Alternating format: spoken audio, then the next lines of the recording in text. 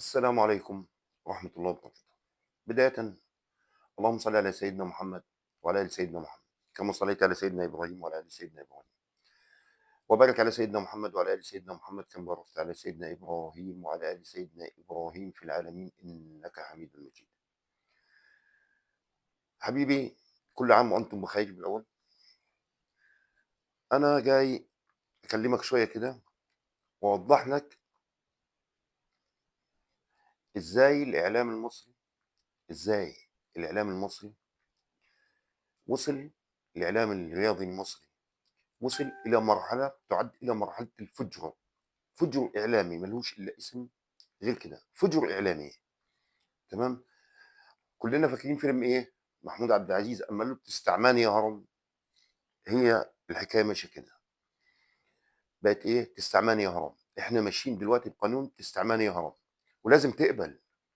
يعني أنت دلوقتي بالإعلام المصري، الإعلام الرياضي المصري، إيه للأسف الشديد إنه يقول لك حاجة كذب، كذب خلاص أنت كذبت. فهو من الفجور الإعلامي اللي عنده عاوزك تصدقها كمان. يعني هو عارف إنه يكذب، هو عارف إنه بيكذب، ولكن إيه، الفجر هنا بقى ليه بقول فجر إعلامي؟ إنه عاوزك تصدقها، وعليك إنك تصدقها، وعليك كمان إنك ما ترجحوش. يعني إنه إيه، كلامه قرآن، غير غير قابل للنقاش. تمام. أقول لك صناعة النمر من ورق اللي إحنا طالعين فيه. أولا، تعادل الأهلي تعادل هزيل يعني، بغض النظر عن زمالك. احنا ما بنتكلمش، انا بتكلم على الكره المصريه. انا قلت كان الله بعون الكابتن حسام حسن.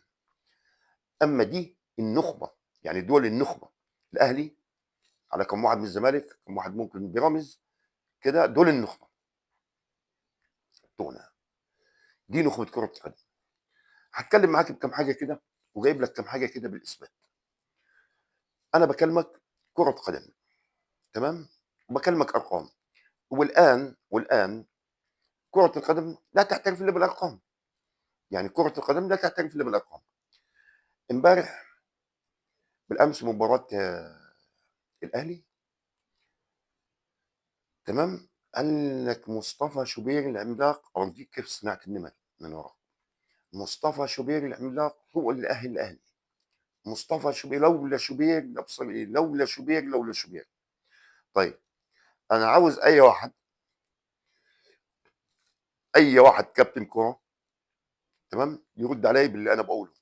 اي واحد فاهم كوره، والجماهير ليها راي يا راجل. يا ناس يا هو، ده في ناس بالجماهير اللي بتروح مدرجات بتشجع كوره، ممكن تكون تلعب كوره احسن من اللعيبه بتلعب بالاهلي والزمالك وبيراميدز. قسما بربي ان انا اعرف ناس بتلعب كوره افضل من لعيبه الانديه. تمام. بس كره القدم دلوقتي بقت بمصر للاسف للاغنياء فقط. اجي لك حبيبي كيف الاعلام بيصنع نمر من ورقه. تمام. نيجي لمصطفى شوبير. مش انا بقلل من اي حد، انا بحكي منتوج، انا بدي لك واقع. بالدقيقه 15، تمام، في كره ايمن محلوسي، تمام، اللي ضربت بالجنين برجل محمد هاني. تمام. انا عاوزك تشوف الكره دي. شوبير كان رايح بحته والكره كانت رايحه بحته. يعني شوبير راح ناحيه الشمال والكره رايحه باليمين، ضربت برجل هاني وطلعت. تمام. الدقيقه 19 العرضه، كلنا عارفين العرضه اتدخل. تمام. بالدقيقه 56 اتشاتت شوطه من بعيد، يعني مسكها شوبير بمكان ما هو واقف، مسكها صد عاديه يعني جدا جدا جدا. تمام. هي كانت الصد الوحيده لمصطفى شوبير بالدقيقه 80. الكره الرأسيه اللي اتحطت، تمام، ومش ما اتحطتش كما يجب يعني. يعني بص على شوبير، الكوره كانت تبعد عنه يا دوب متر، متر مش باقصى الزاويه، وشوبير كان واقف في نص المرمى. تمام. وطلعها. تمام. بالدقيقه 89 مصطفى شوبير مرجع واحده عرضيه بيده، مع انه اللي كانوا طالعين معاه مدافعين من الاهلي، مدافعين بتوع الاهلي الاثنين، قلب دفاع الاهلي اللي كانوا هم طالعين معاه. رجع واحده بيده، رجعت على باب 18. لولا يعني لولا من ست ربك انه لاعب الفريق الجزائري، تمام، آه، حطها بطريقه عجيبه. اما هي مكانها الشبكه، هي مكانها الشبكه، تمام. فطبعا ايه ده اللي يشوف على مستوى شوبير غير اللي انا قلته، اللي يقول، اللي شاف ماتش الاهلي وهات الملخص وهات كده وراه من اي حد برهان كده في غير كوردي. انت لما تيجي تقول نجم، نجم، تمام، ده تعملق. نيجي نقول الحضري امام ايطاليا، يعني واحد لعب بالاتحاد الليبي، كنت بحضر المباراه انا وياه، مباراه مصر وايطاليا لما فزنا على ايطاليا بجول محمد حمص 1-0. قال لي ابراهيم الشكر كله لحضرتك طبعا. هاي تيجي تقول نجم شال المباراه. اما تيجي تقول لي مثلا مره زي محمد عواد امام غزل المحله، تمام، الكوره مطلعها وجاب دوري للزمالك، اقول لك اه مظبوط، صح. اما تيجي تقول بربع النهائي، تمام، ليفربول مع باريس سان جيرمان، ايديسون، لما كان مباراه الذهاب في فرنسا لما انتهت 1-0 لليفربول، اه اه كده اقول لك اه، تمام. لكن ما تستعمنيش يا هرم، لكن ما تستعمنيش لهرم. هنا خلصنا من النقطه هاي، والكل راجع وراي بالاحصائيات اللي بقول لك اياها. الكابتن سيف زاهر شخصيه محترمه جدا وبحبه جدا، بس في تصليح للكابتن سيف زاهر. وعلى فكره انا عملت حلقه عن المرحوم سمير زاهر رئيس الاتحاد المصري رحمه الله في هذه الايام المفترجه. راجل صاحب 4 ابطال افريقيا. الراجل ده ما خدش حقه بمصر. لكن برد على الكابتن سيف زاهر. انت بتقول الحارس الاول في مصر الشناوي، انت قلت كده، انا شفتك الشناوي وشوبير. تقدر تقول لي بما انك تملك افضل 2 حراس بمصر كما تزعم، احسن 2 حراس في مصر، الاهلي لعب 14 مباراه، الاهلي لعب 14 مباراه سجل فيه 15. اما الاهلي داخل فيه 15 يا كابتن سيف ب 14 مباراه وبتملك احسن حارسين بمصر. امال لو كنت تملك حراس ثانيين كنت هتاكله كام؟ كان هيتسجل بالاهلي كام؟ تمام. انا كلمتك هنا باحصائيات، تمام. باجي هنا حبيبي ردا على الكابتن اكرامي، الكابتن الكبير، الكابتن اكرامي. الكابتن اكرامي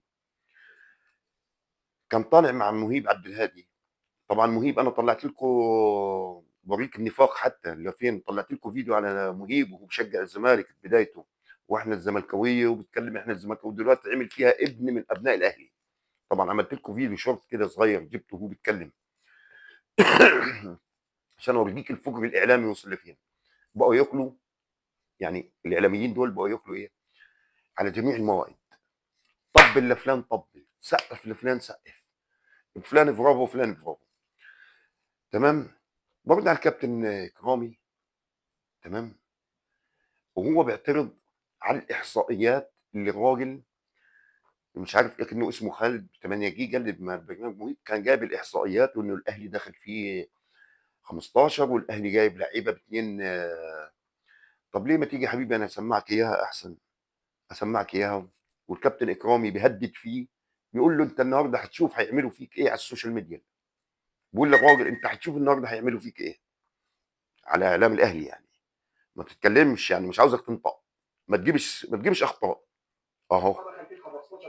اسمع اسمع. عدد اهداف اكثر من عدد المباريات بمعدل اكثر من هدف في المباراه الواحده.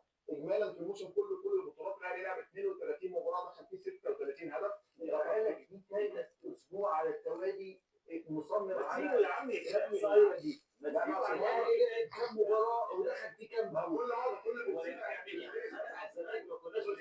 كل ماتش الاهلي بيدخل فيه جول. هو عايز يطلع ترند بقى عشان يعرف ايه اللي هيحصل له في السوشيال ميديا. كمل يا لا لا. سمعنا يا احبائي عاوز يطلع ترند، هو هيعرف ايه اللي هيحصل له على السوشيال ميديا. ده فجر، فجر اعلامي، فجر اعلامي. الراجل بيتكلم معاك باحصائيات، بيقول لك انت جايب صفقات ب 2 مليار و300 ومش عارف 364 مليون صفقات للاهلي. دي ارقام، بدكم تكتبوا لغه الارقام. تمام. ده بالنسبه للكابتن مين؟ بالنسبه للكابتن الكرامي. باجي برد بقى ردا على اسلام مهدي. تمام. اللي انا الراجل ده اتحيرت بامره يعني. اسلام مهدي اللي قبل كده اتطاول على الكابتن حازم امام وعرفت ارد عليه، قال لك انه الكابتن حازم امام بيطلع على الاون سبورت بس عشان انه بس هو حليوه. فهمت ازاي؟ عشان حازم امام حليوه. حازم امام اللي ماخذ جائزه افضل مهاري بالعالم على بيكهام ونجوم عالميين. تمام. والكابتن سامي الجامر ومتصممين من كل دوله واحد.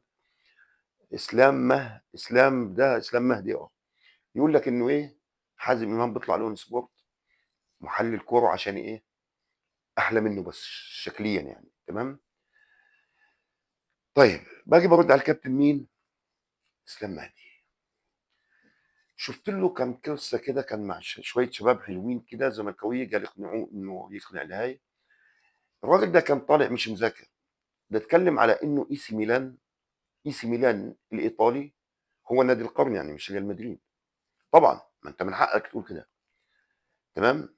اللي خلى النادي بتاعك اما يكون ماخذ 7 بطولات وانا ماخذ 9 وياخذ نادي القرن، من حقك تقول كده انه الاي سي ميلان اكثر انديه، ده رقم واحد ما علينا. ده العك الكروي يعني. انا هجيب لك الفيديو بتاعه دلوقتي. اما بيقولوا له انه الاتحاد المصري تعاطف مع مين؟ الاتحاد المصري تعاطف مع الاهلي في البطوله. هو مش راح يطلع، بس راح اسمعك اياه سمع لانه مش راح يطلع الفيديو. تمام. اغلاق المشغل، اغلقناه. انا هجيب لك لانه فيديو شورت مش هيطلع على الشاشه طبعا. تمام. ردا على مين؟ اهو. انا هسمعك ايه؟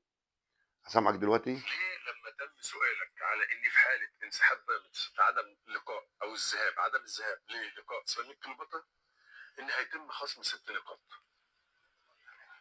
وما طبقش ده على النادي الاهلي. انت انا هتحب تسالني ايه فضل بيراميدز ما راحش الدوري، ما راحش الماتش. قلت له هي مش دوري مدارس يعني. هو كل واحد يا كابتن احمد. ولو برضه بعد اذن حضرتك لو قال لي افرض الاهلي ما راحش الماتش، كنت اقول له نفس الكلام.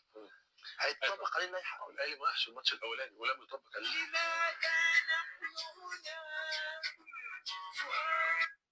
طبعا ده ثروت سويلم. تمام. يقول احنا مش بدوري المدارس.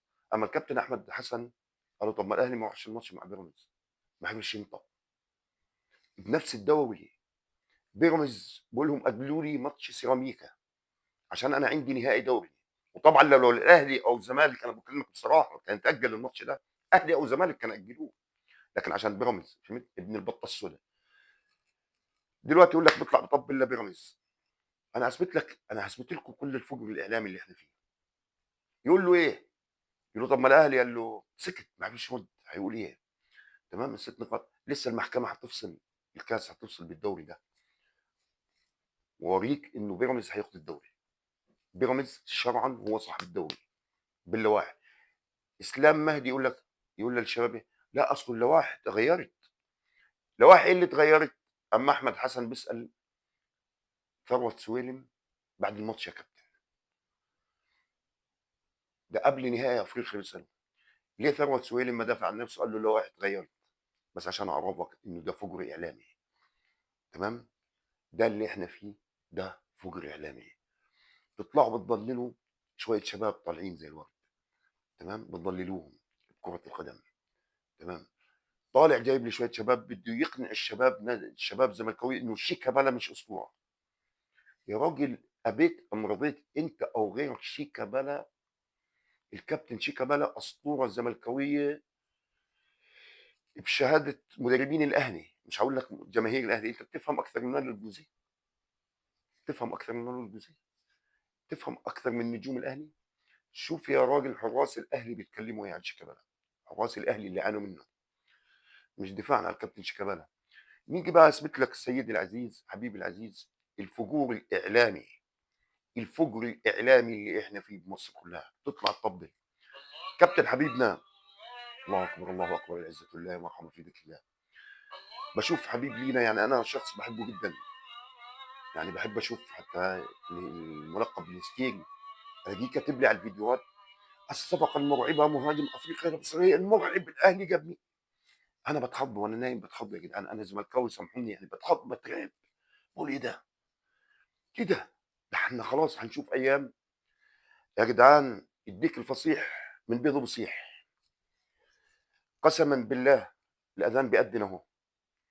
عماد متعب، الكابتن عماد متعب اما كان مع حسن شحاته، مع الكابتن حسن شحاته منتخب الشباب، اني كنت بحضر لقطات كده، فشفت عماد متعب، ما كنتش اعرف هو بأنه نادي، فسالت قلت ده مين؟ قالوا ده اسمه عماد متعب. قلت لهم بيلعب فين؟ قالوا بالاهلي. قلت يا حبيبي ده احنا هنشوف ايام سودة من الواد ده. سامحنا يا كابتن عمادي، ده قلنا الواد بس باللغه المصريه يعني، انت نجم كبير طبعا، احترامك على راسنا، انت الواد ده هيدمرنا. وشاء القدر انه عماد متعب ياما بكى الزملكاويه، ابو تريكه الكابتن النجم من النجوم، ابو تريكه ياما بكى الزملكاويه، ياما شفنا منهم ايام. فبدي اوصف لك انه لاعب ميت. دلوقتي كلكم، كل مصر في اختلاف، يقول لك واحد يقول لك اصل الاهلي اللي خلى امام عاشور احسن لاعب بمصر. امام طالع نجم، اول باكبر دليل اول ما نزل بديل مع الفريق الدنماركي جاب جول. امام عاشور طالع من الزمالك هو نجم مصر الاول. زيزو طالع، وعيد الكلام ده تاني، زيزو طالع من الزمالك نجم مصر الاول وهداف دوري. تمام. هاي انسى. انا بس بقول لك اللي حاصل يا حبيبي دلوقتي انه اعور بين عميان. يعني ايه اعور بين عميان؟ عجبني رد لواحد قال لما قال له امام عاشور، قال له ليه ما كان قال له لا بالزمالك كان في نجوم. امام اما كان بالزمالك في الوقت اللي كان فيه بالزمالك كان في عندنا نجوم ما قدرش يلعب عليهم، نجوم ما قدرش يلعب عليهم. اصل مش هتكون نجم الزمالك الاوحد وعندك نجوم. تمام. كان زيزو احلى مستوياته مع الزمالك، كان الكابتن شيكابالا طارق حامد، نجوم ساسي. انت يا امام طلعت اما فرجاني مشي، لما فرجاني ساسي مشي. تمام. ماشي انت نجم موهوب، لكن انا بثبت لك انه بيعملوا لك نمر من ورا، نم نمر من ورا، ما فيش غير كده، تطبيل اعلامي. احنا اللي حاصل اعور بين عميان. تمام. اثبت لك عشان اللي حوالين امام، بس اللي حوالين امام مفيش. فين الاهلي؟ فين الزمالك؟ انا الزمالك لما كسب مصر قلت انا حزين، انا حزين اساسا ان الزمالك بيلعب بالكونفدراليه. انا نسيت الزمالك اخر مره لعب بطوله افريقيا امتى، نسيت. بس انا كنت مبسوط عشان الزمالكاوي، الزمالك بازماته الاداره بتاعتها، اللي الاداره اللي الاداره يا جدعان الاهلي جايب 2 مليار صفقات، 2 مليار وهي، وما عندوش خسائر ماديه. الاهلي نتكلم الحقيقه ما عندوش خسائر ماديه زي الزمالك اللي جايب 400 وكما كذا مليون. عندنا خسائر فوق 300 الاهلي خسران 15 مليون بكل صفقاته. نتكلم اللي لينا واللي علينا عشان اداره فاشله بالزمالك، اداره فاشله، اداره فاشله. الله لا يرحمكم ارحموا بالايام المفترضه. فحبيبي بثبت لك انه في اعور بين عميان. اعور ايه؟ بين عميان. امام عاشور اعور بين عميان. هتقول لي يا سلام، اقول لك اه والله. احضر ماتش نيجيريا ومصر بطوله افريقيا، المركز الثالث والرابع. تمام. شوف كورتين ارتد فيهم امام عاشور. تمام. اوريك المستوى بتاعنا وصل لفين، وشوف نجم النجوم اللي عندنا امام عاشور، نجم النجوم بقى امام عاشور، لانه عندنا اقسم بالله كلها عميان. تمام. في حاجه اضطروا عليها افتكرتها كده على السريع، بصلح للناس اللي قالت انه بيراميدز دخل على صفقه الاهلي. بيراميدز ابصر ايه بيراميدز؟ لا حبيبي، بيراميدز بيتكلم على صفقه عودة الفخوري. تمام. انا ابن الاردن وسالني وبشجع نادي الحسين اللي جه منه عودة الفخوري. تمام. بيراميدز دخل على صفقه عودة الفخوري، ما تعرفوش، قبل الاهلي. واللي دخل قبل بيراميدز كله سيراميكا ونادي زد. تمام. وده وكيل اعماله اللي اتكلم. تمام. مع الكابتن سمير زاهر، سيف زاهر، واتكلم وقال الكلام ده. تمام. وفي كانت انديه خليجيه، لكن هم ما كانوش حاسبين حساب لعوده ماديات عشان ما حدش يزايد، ما كانوش حسبة عودة الفخوري. اولا مش ماديات، ايه الستايل اللي بيناسبه؟ عشان ده نجم صاعد بالاردن عاوز يلعب كاس عالم، تمام؟ فما يجيش على اهلي مثلا يقعد على دكه، تمام؟ ما ياما الاهلي حرق نجوم، ياما الاهلي حرق نجوم، ما حرقت نجوم الاهلي. بعدين في حاجه اقول لك اياها، اثبت لك اياها واعمل لك عليها فيديو. تحايلوا الاهلي بنفس المعموهين، تحايلوا الاهلي على اللائحه بتاعت الاتحاد. يا بتوع الاتحاد، شوفوا الاهلي عايل كام لاعب، شوفوا الاهلي الاعارات ده.